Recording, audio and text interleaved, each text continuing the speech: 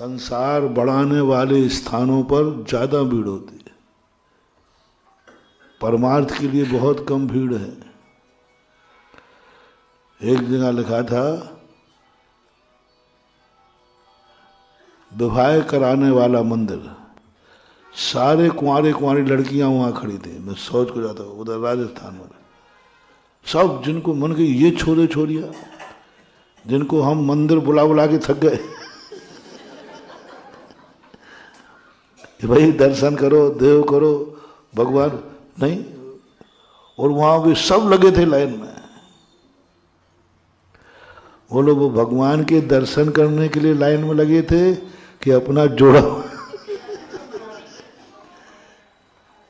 देखो लाइन में तो लगे, भगवान के दरवाजे तो गए, लेकिन उद्देश्य क्या था? संसार बनाना। ऐसे ऐसे मंदिर हैं जहां स्मगलरों के मंदिर हैं, चोरों के मंदिर हैं, और पंचम काल में चोरों के, पापियों के, जुआड़ियों के, संसारी व्यक्तियों के मंदिर ज्यादा रहेंगे और वे मंदिर ज्यादा फलेंगे फूलेंगे। भक्तों के, सच्चे धर्म के मंदिर बहुत कम रहेंगे तो उनमें कोई पूजा अभिषेक करने वाले बस एक आध दो बैठे होंगे, जय जय नाथ परम गुरु होए क्या हो गया? दृष्टि बदल गई। हर व्यक्ति की दृष्टि स्वार्थमय हो गई। वो चाहता है कि मेरी इच्छाओं की पूर्ति कहाँ होगी। उसे ना भगवान से मतलब है, ना गधा से मतलब है। यदि एक गधा खड़ा कर दिया जाए कि जो इसके पैर छुएगा उसकी जल्दी शादी हो जाएगी,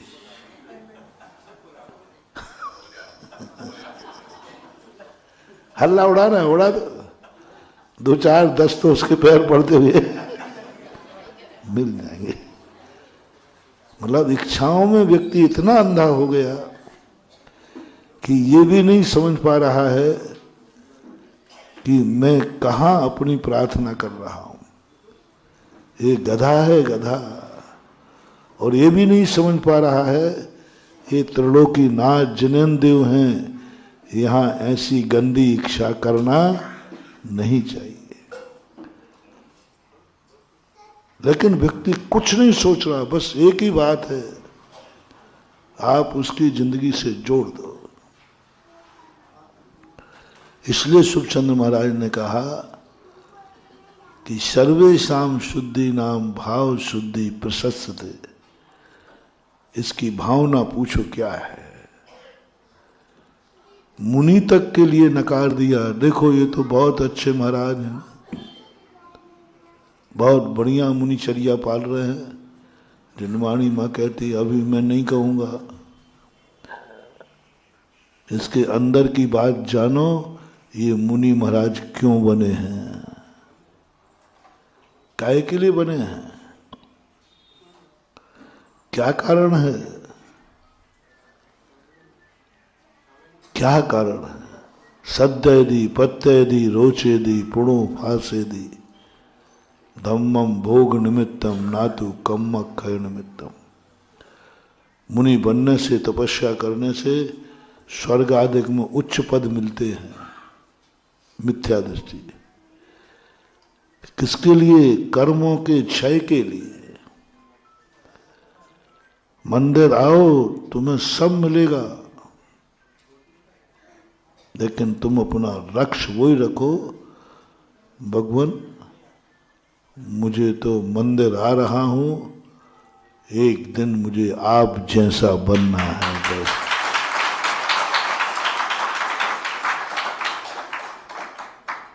फिर महाराज हमारे वो तो बन जाऊंगा, पहले आज की समस्या तो सुलझाओ, और बच्चे की फीस भरना है। आज की समस्या सुलझाओ, मकान बनाना है। आप वो बात तो ठीक है, आप जो कहोगे वही कह दूंगा, भगवान मुझे भी मंदिर बनना है, मेरी भगवान बनना है, लेकिन पहले वर्तमान की समस्या तो निपटाओ। भूखे भजन न होए गोपाला, ये लो अपनी कंठी माला, पहले रोटियां तो दिलवाओ। बहुत कठिन महानुभाव। इसलिए जैनाचार्यों ने कहा तुम्हें रोटियां मांगने की जरूरत नहीं है, जो परमार्थ का सुख देता है उसे संसार का सुख तो अपने आप मिलेगा, मिलेगा। ये मत समझना कि ये नहीं मिलता है। धर्म कार्य करने वाले को संसार का सर्वोच्च पद मिलता है, क्योंकि उसकी भावना इतनी शुद्ध है। तो उन सब क्रियाओं में मात्र अपना दृष्टिकोण बदल दो। एकेन आलिंगते पतिम, एकेन आलिंगते अपत्यम। पति यानी पति सब जानते हैं, अपत्य यानी बेटा।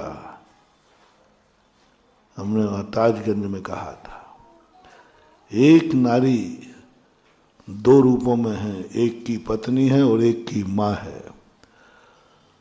दोनों व्यक्ति आलिंगन करते हैं, पति भी, और तुम पत्नी भाव से करते हो, तुम्हें वासना जागती है। बेटा माँ भाव से करता है, पैर छूने का मन करता है। नारी दो है कि एक? फिर वो नारी दो रूपों में कैसे हो गई? किसने कर दिया? किसने कर दिया? दृष्टि ने, दृष्टि ने कर दिया। वो कहता नारी एक ही है, उस नारी में उसको माँ दिख रही है। नारी एक ही है, उस नारी की दृष्टि में उसको पत्नी दिख रही है। अलग नारी लाने की जरूरत नहीं है। माँ दुनिया में बेटा बनने की जरूरत है। एक कहानी आती है, दुनिया में मत सुधारो किसी को, मात अपनी दृष्टि बेटे की दृष्टि कर लो, और बेटे की दृष्टि लेकर के जाओ ना ताजमहल में। तुम्हें शाहजहां की पत्नी नहीं दिखेगी, तुम्हें 19 बेटों की माँ, और जैसी माँ दिखेगी माँ के प्रति कोई राग का भाव नहीं जागेगा, राग का भाव नहीं जागेगा। वहां भाव अपने आप जागेगा कि एक कोई विशेष वस्तु है। राजा विक्रमादित्य के समय एक नारी राजा विक्रमादित्य पर मोहित हो गई। अब मोहित होने पर राजा विक्रमादित्य ने एक घोषणा कर रखी थी, मेरे दरवाजे जो व्यक्ति जो इच्छा करेगा वो पूरी होगी। अब राजा लोग कर ही देते हैं ऐसे। अब उन्हें क्या मालूम कि नारियों की इच्छा खतरनाक होती है। त्रिया चरित्रम पुरुषस्य भाग्यम देवो न जानाति कुतो मनुष्य। मनुष्य का भाग और इनका चरित्र कोई नहीं जान सकता। अब राजा विक्रमादित्य तो सीधा था, उसने कहा साहब जो मेरे दरवाजे आए उसकी हर इच्छा पूरी की जाएगी। कौन क्या करेगा? क्या करेंगे? कोई धन मांगेगा, कोई दौलत मांगेगा, कोई सुरक्षा मांगेगा, कोई रोटी मांगेगा, यही सब मांगेगा। राजा विक्रमादित्य को कल्पना नहीं थी। एक नारी आई, बहुत मोहित थी, राजा के सामने इतनी कुशलता से बात कही, राजन आपके यहाँ किमिक्षक वरदान मिल रहा है, मेरी इच्छा है, अब आगे नहीं आ पीछे ही रखें, अब मेरी इच्छा है कि मैं आप जैसे बेटे की माँ बनूं। पत्नी बनने का नहीं, देखो कुशलता देखना। अब उस जैसे माँ की बेटा बनने का अर्थ तो मुझे स्वीकार करो। आप जैसे बेटे की माँ बनूं, विक्रमादित्य स्तब्ध रह गए। ओह, बोर्ड लगाने के पहले मैंने तो ये सोचा ही नहीं था कोई ऐसा भाव भी करेगा। और विक्रमादित्य सुदार संतोषी थे, उन्होंने विवाह करने का नियम ले रखा था। अब क्या करें? और बोर्ड क्या लिखा है? जो व्यक्ति अपनी इच्छाएं करेगा उसकी सब इच्छाएं पूरी। अब राजा साहब ने सोचा ही नहीं था कभी कोई ऐसी भी इच्छा मेरे सामने करेगा। आप जैसे बेटे की मां बनूं। राजा स्तब्ध रह गया। स्त्री ने अपना जाल फेंक दिया। या तो आज वचन भंग होगा या आज हमारा धर्म भंग होगा।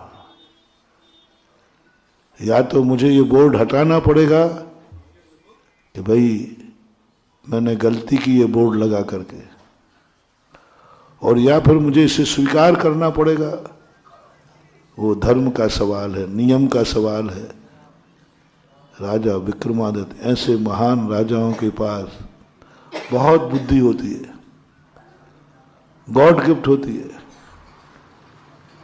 राजा विक्रमादित्य के दिमाग में आया मेरे जैसा बेटा चाहती है ये। तुरंत खड़े होकर के उसके पैर छू लेते, मेरे जैसा क्या, मैं ही तुम्हारा बेटा बनता हूं।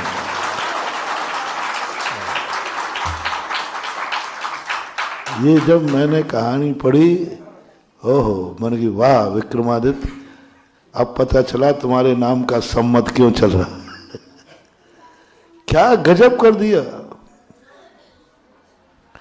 मेरे जैसा क्यों चाहती हो, मैं ही तुम्हारा बेटा हूं ये मान लो ना, और पैर छू लिए। बोलो नारी क्या भाव लेके आई थी, राजा ने क्या बना दिया। वो राग भाव लेके आई थी, वो वासना भाव लेके आई थी, वो पत्नी भाव लेके आई थी। लेकिन तुम्हारे में दम हो तो उसको मां भाव से पूजा कर डालो। अब क्या कर सकते, अब तो मां बन चुकी, उसने मौका ही नहीं दिया। विक्रमादित्य ने कहा कि यदि इसको मौका मिल गया तो दूसरा जाल फेंकेगी। उतने में वो उठा तो वो तो ये सोच रही कि शायद मुझे स्वीकार करने को उठ रहे हैं। वो तो विक्रमादित्य पैर छूले, बोले मां मैं ही तेरा बेटा हूं। अब मां पत्नी का भाव नहीं कर सकती। आज से तुम मेरी क्या हो गई, मां, मैं तुम्हारा बेटा। अब भाव बिगाड़ के दिखाए वो नारी बेटे पर। यदि सारी जगत की दृष्टि ऐसी हो जाए तो सोचो इस दुनिया का क्या रूप होगा।